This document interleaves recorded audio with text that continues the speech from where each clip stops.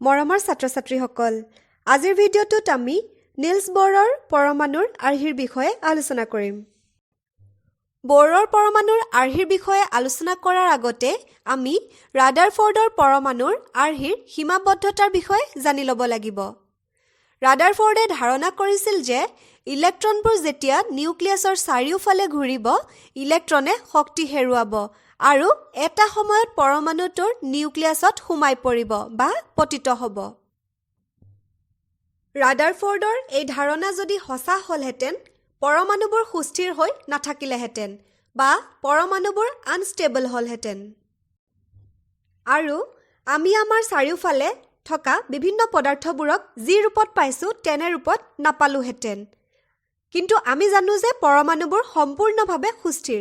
গতিকে আমি ক'ব পাৰোঁ যে ৰাদাৰফৰ্ডে পৰমাণুৰ সুস্থিৰতাৰ ব্যাখ্যা আগবঢ়াব পৰা নাছিল। পৰৱৰ্তী পৰ্যায়ত নিলছ ব'ৰ নামৰ এজন বিজ্ঞানীয়ে পৰমাণুৰ সুস্থিৰতাৰ ব্যাখ্যা আগবঢ়াইছিল। ব'ৰৰ পৰমাণুৰ আৰ্হিৰ স্বীকাৰ্যসমূহ হৈছে: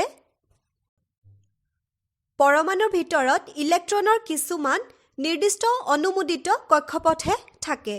এই কক্ষপথৰ বাহিৰত ইলেক্ট্ৰন থাকিব নোৱাৰে। তাৰ পিছৰ স্বীকাৰ্যটো হৈছে এই কক্ষপথবোৰত ঘূৰি থাকোঁতে ইলেক্ট্ৰনে শক্তি বিকিৰণ নকৰে। ৰাদাৰফৰ্ডে যিটো ধাৰণা কৰিছিল যে ইলেক্ট্ৰন যেতিয়া নিউক্লিয়াছৰ চাৰিওফালে ঘূৰিব, ইলেক্ট্ৰনে শক্তি বিকিৰণ কৰিব বা শক্তি হেৰুৱাব, এই ধাৰণাটো ব'ৰে অস্বীকাৰ কৰিছিল। এই কক্ষপথ বা শ্বেলবোৰক শক্তি স্তৰ বা এনাৰ্জি লেভেলছ বোলা হয়। নিউক্লিয়াছৰ পৰা শ্বেলবোৰৰ দূৰত্ব যিমানেই বাঢ়ি গৈ থাকিব, সিমানেই এনাৰ্জি বাঢ়ি গৈ থাকিব।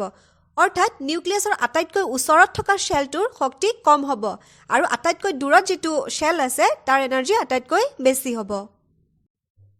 তোমালোকে জানা যে পৰমাণুৰ কেন্দ্ৰটোক নিউক্লিয়াছ বুলি কোৱা হয় আৰু নিউক্লিয়াছৰ চাৰিওফালে কক্ষপথ বা শ্বেলবোৰত ইলেক্ট্ৰনবোৰ ঘূৰি থাকে।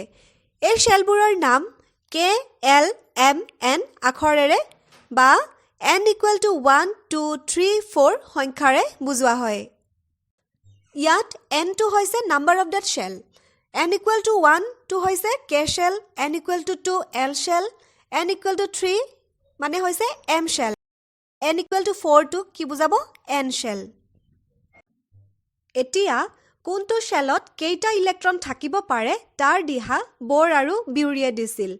শ্বেলবোৰত ইলেক্ট্ৰনৰ সংখ্যা লিখোঁতে কিছুমান নিয়ম মানি চলা হয়। সেই নিয়মবোৰ হৈছে: এটা শ্বেলত থকা ইলেক্ট্ৰনৰ সৰ্বোচ্চ সংখ্যাক 2n² ফৰ্মুলাৰে প্ৰকাশ কৰা হয়।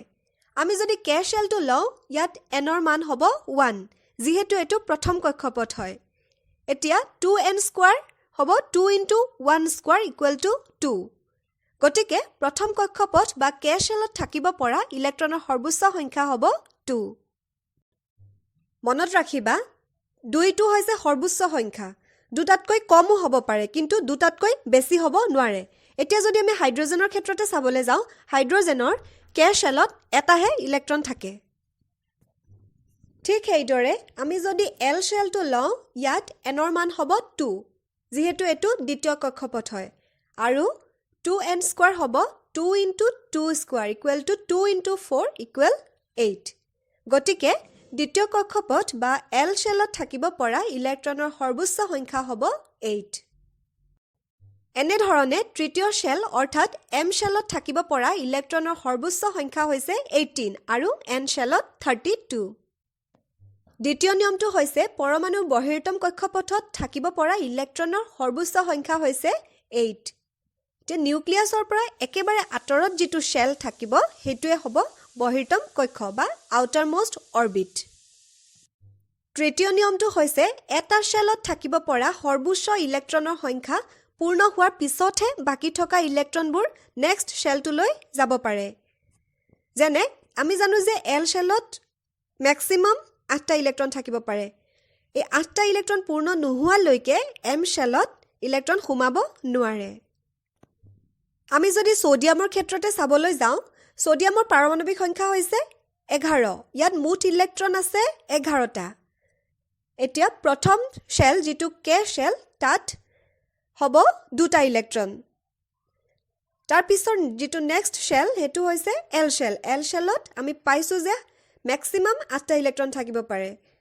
গতিকে এল শেলত 8টা ইলেক্ট্ৰন এতিয়া 2 + 8 কিমান হ'ল 10 বাকি থাকিল এটা ইলেক্ট্ৰন হে এটা ইলেক্ট্ৰন ক'ত থাকিব এম শেলত ছাত্ৰ-ছাত্ৰীসকল আশা কৰিছো তোমালোকে বৰৰ পৰমাণুৰ আৰ্হিটো বুজি পাইছা তোমালোকে যদি ভিডিঅ'বোৰ চাই উপকৃত হৈছা তেন্তে বন্ধু বান্ধৱীৰ লগত শ্বেয়াৰ কৰিবা আৰু চেনেলটো সাবস্ক্ৰাইব কৰিবা ধন্যবাদ